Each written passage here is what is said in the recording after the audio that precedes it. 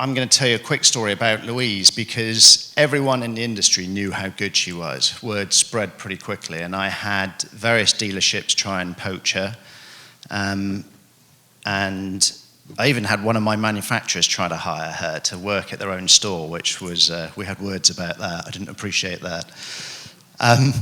But she was just amazing. And I remember she had one quarter where she'd absolutely blown her target out of the water. She was like 200% of her target, and I thought it was pretty challenging when we set the budget.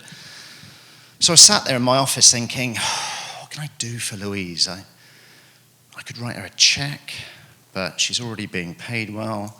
That could actually backfire because, she might turn around and think, really, is that all it's worth for me to be here till 10 o'clock every night?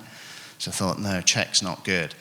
And then I remembered that we'd had a drinks party at our house for all the managers in the summer. And we had a barbecue, and I walked into the kitchen, and she was stood there with a glass of wine, just looking at our fridge. She said, that is a beautiful fridge. I would love one of those. You see, my wife, being American, when we were first married and we had young kids, she said to me, look, I don't mind living in the UK. In fact, I quite like it. I can cope with all the rain. What I can't cope with is the size of your fridges. It was like that. It's the sort of thing that here you would have as a student. So she said, so if I'm going to stay here long term, I'd like a real fridge, because by the time I put the kids' milk in this one, it's almost full.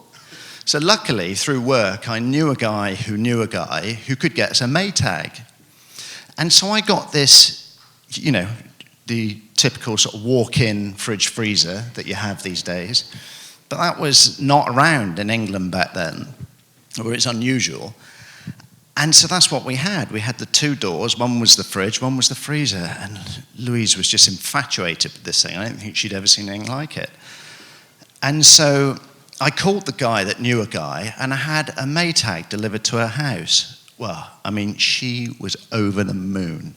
And the feel-good effect from that fridge lasted for years. It wasn't like a 5-minute wonder. She's talked about it for years. But the funny thing is, a couple of weeks after I'd done that was our Christmas party, and I was walking along and I saw Sam, her husband, and I went over and I was like, hey, Sam, how you doing? Nice to see you.